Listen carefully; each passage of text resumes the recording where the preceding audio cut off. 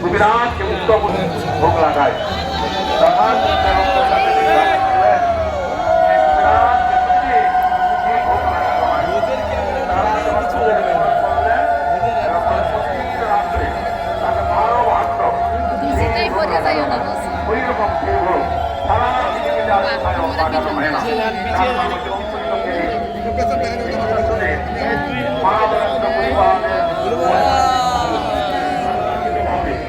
কেউ এগিয়ে আসবেন না।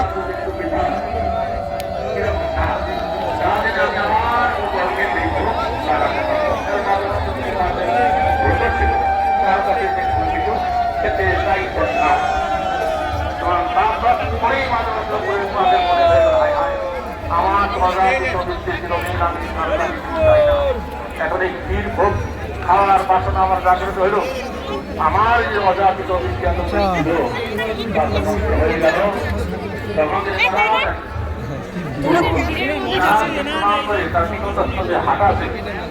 হাটে গিয়ে বসে রাখলেন। চারিদিকে গোপীনাথের সেবকেরা গোপীনাথকে স্বয়ং দিয়ে তারা মোটামুটি বিশ্রাম করছেন।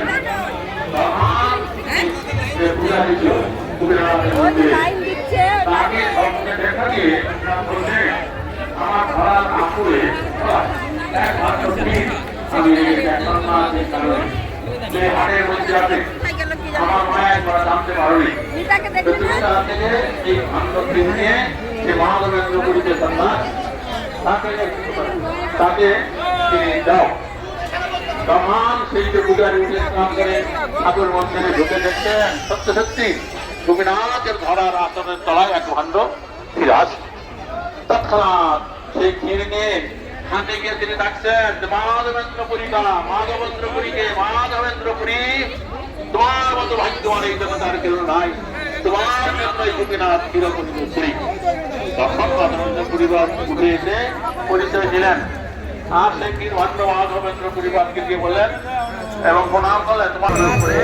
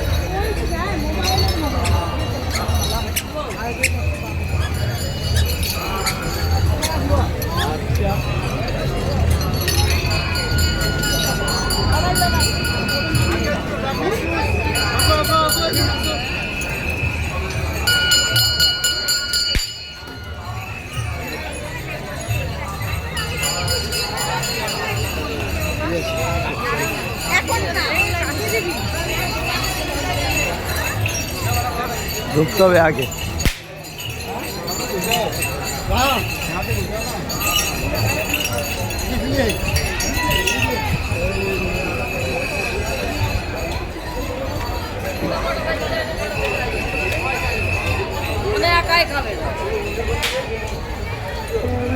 মায়েদের এদিকে ঢুকাচ্ছে তোর ওদিকে।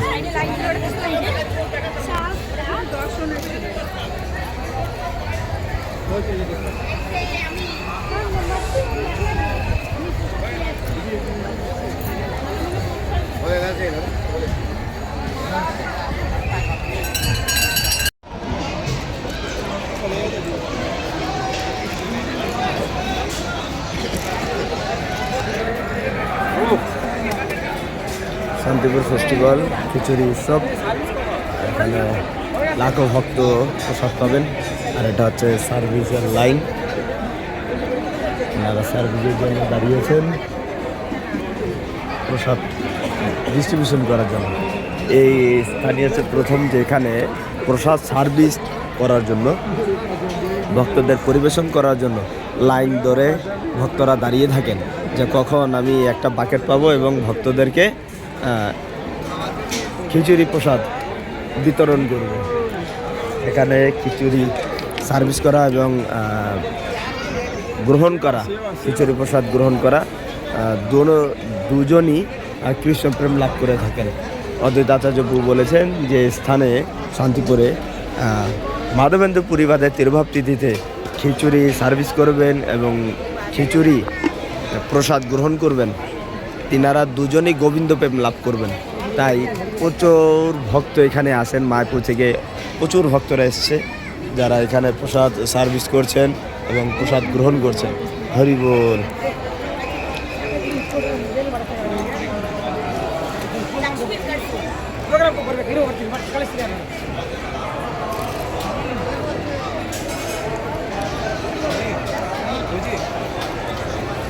আমার ও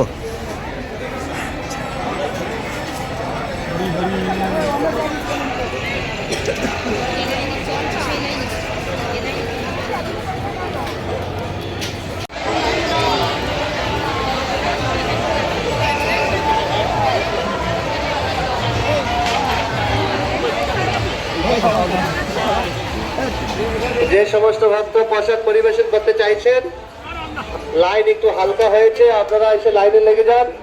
একটু সময়ের মধ্যে আপনি কোনো একটা বালতি পেয়ে যাবেন, খিচুড়ি, চাটনি, পায়েস কিছু একটা খাবেন, সেটাই ভক্তদেরকে সার্ভিস করবেন। তো এখানে আজকে এই সুযোগ রয়েছে ভক্তদেরকে প্রসাদ পরিবেশন